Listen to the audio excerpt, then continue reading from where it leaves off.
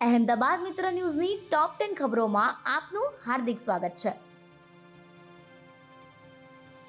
અમદાવાદમાં number plate વિનાના ડમ્પરે યુવકને કચડી નાખ્યો. અમદાવાદના જુહાપુરા વિસ્તારમાં ડમ્પરની ટક્કરે એક નિર્દોષ યુવકનો જીવ ગયો છે. 21 ફેબ્રુઆરીને શનિવારે વહેલી સવારે યમદૂત બનીને આવેલા ડમ્પરે 22 વર્ષના મોપેડ લઈને જઈ રહેલા યુવકને ટક્કર મારતા યુવકને માથાના ભાગે ગંભીર ઇજાઓ થઈ હતી, જેથી યુવકનું સ્થળ પર જ મોત નીપજ્યું. અકસ્માત થતાં સ્થાનિકોમાં ભારે રોષ જોવા મળ્યો હતો. બનાવ અંગે જાણ થતાં એમ ડિવિઝન ટ્રાફિક પોલીસ સ્થળ પર પહોંચી હતી અને તપાસ હાથ ધરી.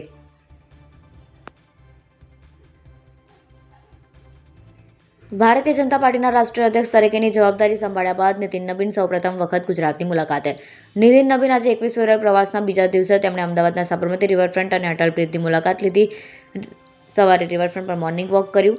આ દરમિયાન તેમની સાથે ગુજરાત પ્રદેશ ભાજપના પ્રમુખ જગદીશ વિશ્વકર્મા, શહેર પ્રમુખ પ્રેરક શાહ, ભાજપના આગેવાનો અને ભાજપના ધારાસભ્યો હાજર રહ્યા હતા.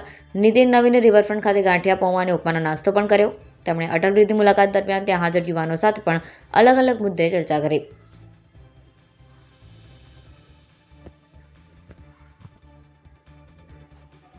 બજેટ બેઠકમાં સ્લોટર હાઉસનો મુદ્દો ગરમાયો.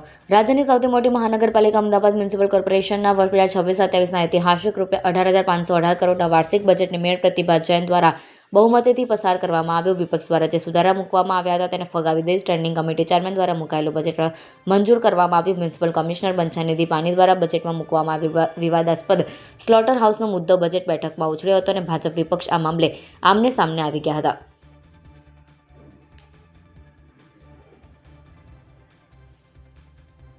દેવાયત ખબરને છેતરપિંડીના કેસમાં સાણંદ કોર્ટે નિર્દોષ છોડ્યો. અમદાવાદ ગ્રામ્યના ચાંગોદર પોલીસ સ્ટેશને ફરિયાદી ભગવતસિંહ ચૌહાણ દ્વારા લોક સાહિત્યકાર દેવાયત ખબર સામે ડાયરામાં હાજર ન રહી 8 લાખની છેતરપિંડી આચરીને જાનથી મારી નાખવાની ધમકી આપી હોવાની ફરિયાદ નોંધાવી હતી. જોકે આ કેસમાં બંને પક્ષે સમાધાન થઈ જતાં સાણંદ કોર્ટ દ્વારા દેવાયત ખબરને નિર્દોષ છોડવામાં આવ્યો છે અને કેસનો નિકાલ કરવામાં આવ્યો છે.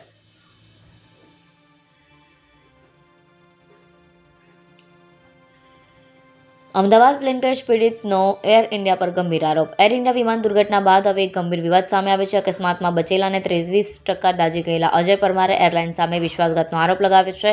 તેમનો દાવો છે કે હોસ્પિટલમાં સારવાર દરમિયાન તેમની નબળી સ્થિતિનો ફાયદો ઉઠાવી કુલ એન્ડ ફાઇનલ સેટલમેન્ટના દસ્તાવેજો પર દબાણથી સહી કરવામાં આવી હતી.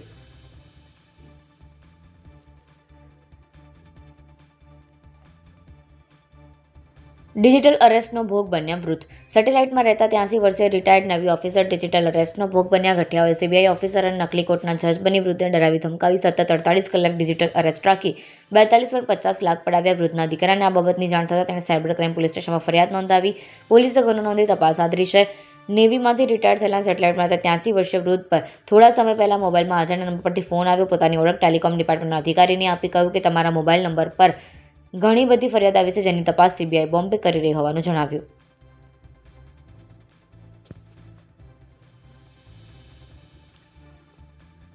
આપઘાત, દુષ્પ્રેરણા અને ઘરેલુ હિંસાના કેસમાં 23 વર્ષીય પતિ નિર્દોષ.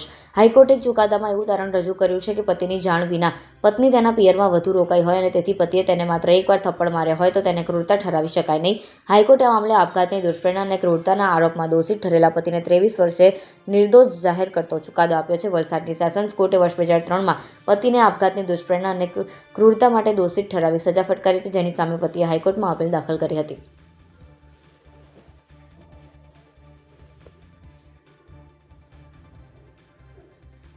ગીતા મંદિર બસ સ્ટેન્ડ પાસે રાજકોટના યુવકને લૂંટનાર 3 ઝડપાયા.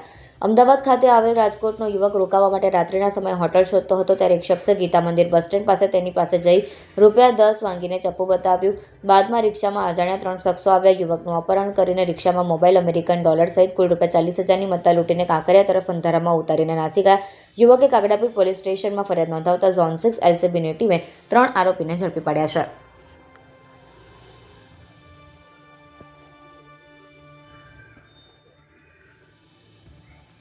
નકલી પોલીસ બનીને વાહન ચાલકોને હેરાન કરતા યુવકની ધરપકડ. અમદાવાદના એસપી રિંગ રોડ પર ભૂતકાળમાં નકલી પોલીસ બનીને અનેક લોકોને લૂંટવાના બનાવો સામે આવ્યા હતા. ત્યારે રિંગ રોડ પર હેબતપુર, મલ્હાર, ઢોસા ટ્રાફિક પોઈન્ટ પાસે યુવક પોતે પ્રહલાદનગર પોલીસ સ્ટેશન પોલીસકર્મી હોવાની ઓળખ આપી લોકો પાસેથી લાયસન્સ અને વાહનોના કાગળ માંગતો. આ બાબતે એન ડિવિઝન ટ્રાફિક પોલીસ સ્ટેશનના પોલીસકર્મીઓ પહોંચ્યા હતા અને યુવકને ઝડપી લીધો હતો. બોડકદેવ પોલીસ સ્ટેશનમાં ફરિયાદ નોંધાવતા પોલીસે ગુનો નોંધી યુવકની ધરપકડ કરી.